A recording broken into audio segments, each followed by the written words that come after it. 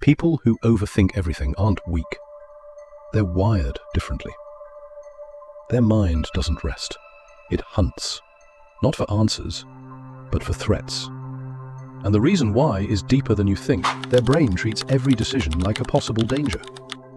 Overthinkers don't analyze things because they want to. They analyze because their mind is convinced something will go wrong if they don't. When they make a choice, their brain immediately starts scanning. What if this backfires? What if I look stupid? What if I hurt someone? What if I regret this later? To them, every decision isn't a step forward. It's a minefield. Their brain is always whispering, "You missed something. Look again." This isn't personality. It's a survival mechanism built from years of fearing consequences. They replay conversations because they don't trust their own impact. Overthinkers rewatch moments in their mind like a movie. Did that joke sound rude? Did I talk too much? Were they offended? Did they secretly judge me? This comes from a psychological pattern called hyper-responsibility, the belief that they affect others more than they actually do. So they keep reviewing moments, trying to control something that already happened. They're not seeking clarity, they're seeking reassurance. And the worst part? Their mind never gives it. They learned early that one mistake can change everything. Overthinking almost always begins in childhood or adolescence. Maybe they grew up in a home where mistakes were punished. Maybe their parents were unpredictable.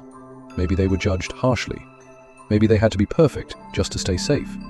Maybe the environment was chaotic and overanalyzing was the only way to survive it. Their brain learned one rule: if I don't think ahead, something bad will happen. And that rule follows them into adulthood, even when the danger is long gone. They are exceptionally good at sensing patterns, but terrible at knowing when to stop. Overthinkers aren't irrational, they're actually highly observant. They notice tiny changes in tone, expression, timing, patterns, and energy, the subtle signals most people overlook. The problem isn't their awareness. The problem is the absence of an internal off switch. Their brain never says, "I've analyzed enough." It says, "You might have missed something. Keep going." So they spiral deeper and deeper and deeper. Their intelligence becomes the engine. Their anxiety becomes the driver. They think more when they feel less in control. When life feels predictable, overthinkers can finally relax.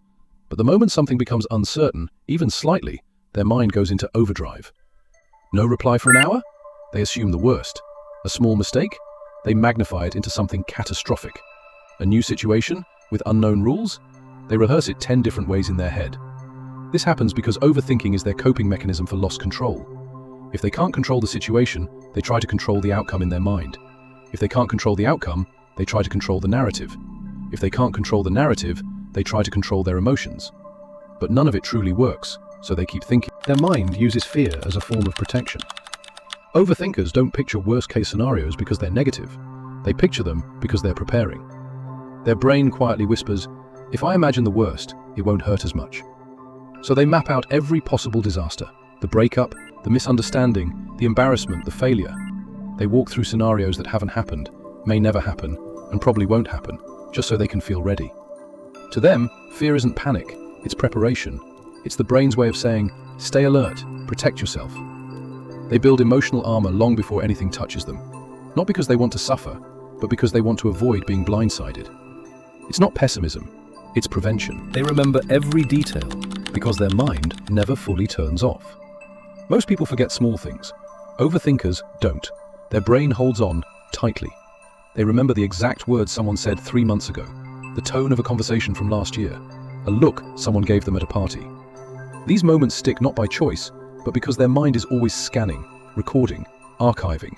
Even when they should be resting, their brain keeps working, organizing memories, replaying interactions, storing tiny details, just in case. This mental catalog isn't about obsession, it's about protection. Their mind believes every detail might matter later. It builds a psychological defense file, a quiet archive of things others forget.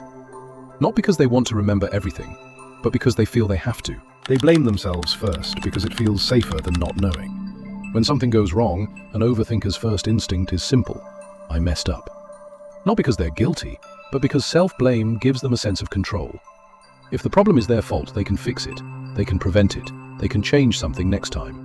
But if the problem is random, if it's unpredictable, if it's completely out of their hands, that uncertainty feels far more terrifying than responsibility. So they take the blame, even when it isn't theirs, because control feels safer than chaos. They don't believe they're always wrong. They just fear what it means if they aren't. Their mind creates multiple scenarios because one reality isn't enough. Overthinkers don't see a single future. Their brain generates 20 different versions at once. In one scenario, everything works out perfectly. In another, everything falls apart. And in all the others, there are misunderstandings, conflicts, twists, unexpected changes, all carefully imagined. This happens because overthinkers combine high imagination, high sensitivity, high anxiety, high intelligence, and deep emotional memory. It's a strength when used with control, but destructive when it runs on its own. Their mind isn't trying to confuse them, it's trying to protect them. But a brain this powerful, without limits, doesn't create peace, only exhaustion. What overthinkers truly want is peace, but their mind only knows protection. Overthinkers don't want to think this much. They crave quiet. They crave calm. They want the ability to let moments go instead of replaying them like scenes in a loop. They want to stop imagining disasters that never happen. They want to stop predicting rejection before anyone even speaks. But the mind that overthinks is a mind shaped by survival, trained over years to scan for danger instead of rest. To an overthinker, peace isn't natural, protection is. Their brain doesn't slow down just because they want it to. It slows down only when it feels safe. And safety doesn't come from silence. It comes from being seen, understood, and emotionally held. Until someone gives them that safety, their thoughts won't quiet. They'll only get louder. Thank you for watching this video. Follow for more.